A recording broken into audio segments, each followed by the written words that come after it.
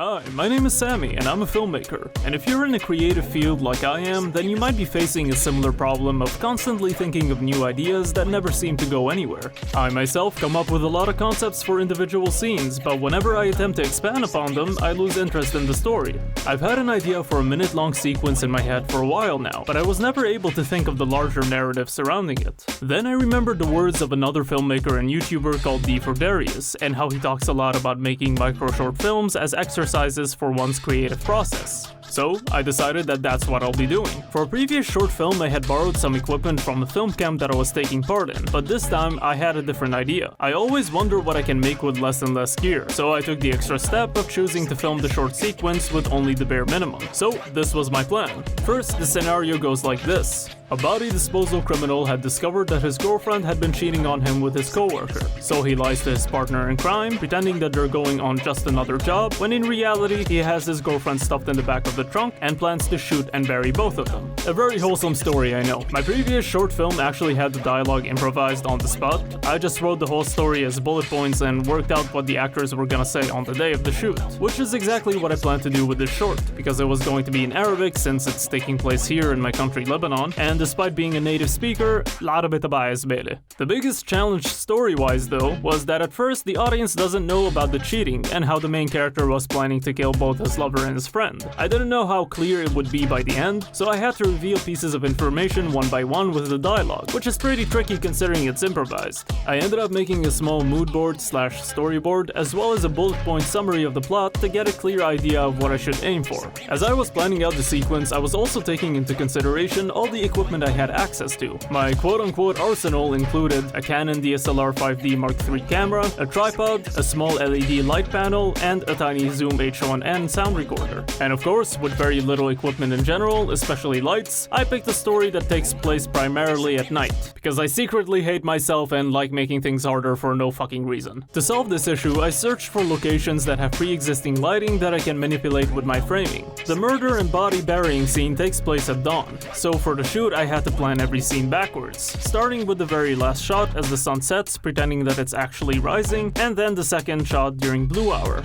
The one issue is that in Lebanon, the sun always rises from the mountainside and sets in the seaside. That would have been an easy fix if I just framed my shot without showing the sea in the background, but I only noticed after I finished shooting, because I'm a fucking idiot. But I'm getting ahead of myself, because holy shit do I have an annoying set of circumstances that happened before the shoot. A friend that helped me out on my previous shoot agreed to take part in this one as well, assisting me in every aspect of the short, starting with the casting. We managed to find 2 actors that were interested in taking part in the shoot, with one of them providing the car we needed. Though they were just volunteering, I promised to cover the price of fuel for the car and planned to compensate everybody for their time. In total, we would be about 4 people on set. I planned out the dates, which was on Friday at 7 PM. Everybody agreed on the time and meetup location, and right before the day of the shoot, I got sick. Well, damn. I asked everyone if they'd be available on Sunday instead. They said yes, but then it turned out that I had COVID and not just a common cold. So we changed the date to next week Friday. And when the day came, my mom got COVID. Well, fuck. My dad isn't home on Fridays, and I couldn't just leave my mom alone when it's her first time testing positive for the virus. So I had to change the date again. But the actors were busy on the weekend, had work on weekdays, and were booked for next weekend.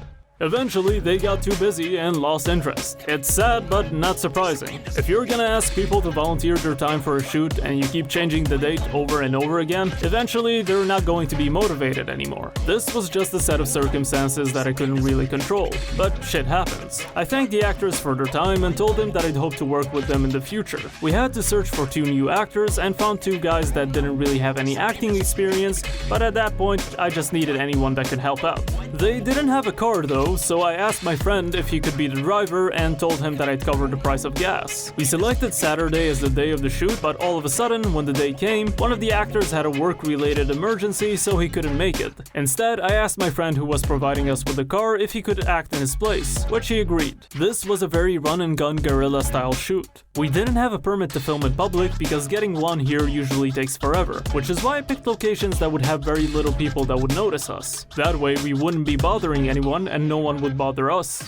But then came the issue of a missing shot, the inside of the trunk.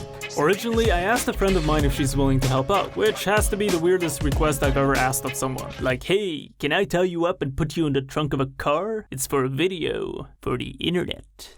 Thankfully, she agreed, but that was before rescheduling the first time. After that, she got busy with her new job and couldn't make it. So after filming everything else, I just spent over a week looking for a new actress. But as you can imagine, asking someone to show up for a single shot with such an uncomfortable role description isn't very easy, even when asking close friends. So instead, I restructured the film for it to appear as if the character was already dead in the trunk, instead of my original idea of having them regain consciousness once the trunk is open. Before I get into details of each shot, I'll play the full sequence so that you can judge it for what it is. Roll the video. كريم أنا شغل جديد أنا جثة تانية بدنا نتخلص منها. What's the matter, Annabelle? Don't you feel well? Aren't you happy?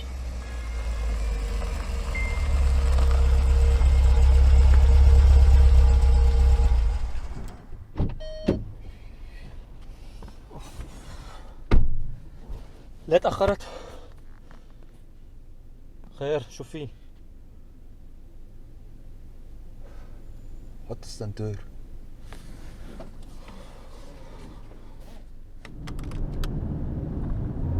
ايه مان كيفك؟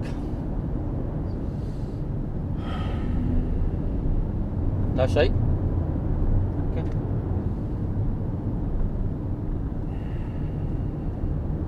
نبيل مش انت دايما قول يا كريم شغلنا كتير خطر، مفروض يكون في تواصل بيناتنا.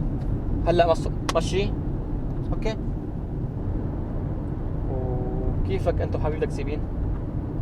اتخانقنا. ليه كمان؟ شو في؟ خبرتك؟ ما اساسا انا من زمان ما شفته ولا حكيتها.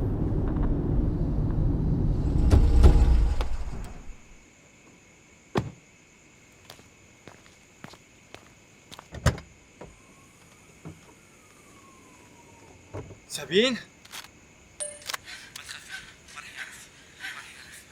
نبيل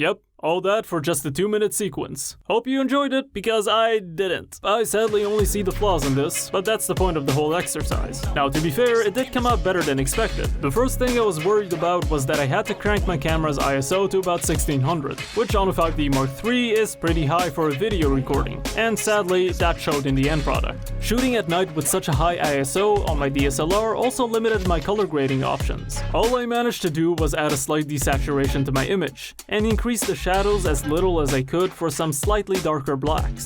I also had to increase the exposure in some shots, which sadly increased the amount of noise in the image. I shot everything in a 16:9 aspect ratio, but later changed it into CinemaScope. I did like the simple composition and limited shots that I managed to pull off in just 2 to 3 hours. The biggest challenge in a shoot like this is that I wasn't able to focus on every little bit of detail, so I couldn't be too picky with my shots. I just had to place my focus on composition and what I can work with in the edit in order to be efficient. I was happy to see that I was able to manipulate the pre-existing lighting of each location like I planned, and that I was able to use the natural light from the sun setting and in blue hour, which is why I made sure not to desaturate my image too much in post, so that way I don't lose all that natural color. For the opening of the trunk, I just added a small light panel inside and placed it in a way that would shine directly onto the actors. But since I didn't have a stand for it, it would sometimes slip and fall down between takes. But it eventually worked out, and it was surprisingly bright for such a small light source. The driving shots were tricky. At first I had planned to place the camera on a tripod, but ended up going handheld for the sake of speed and efficiency. Quick note, it's very dangerous to have a person act and drive at the same time, so what I had to do was tell my friend to drive normally and pay attention to the road, but just look pissed while doing it. I tried to maintain the camera to be as steady as possible, and also had my friend Ibrahim, the guy assisting me with everything behind the scenes, hold the light towards the actors while driving. My hope was that the lighting from the tunnel would mask out that it was a camera light, and that it would look like it's part of the surrounding diegetic lighting. However, I myself can tell that it's not in one shot due to the harsh shadows on the door.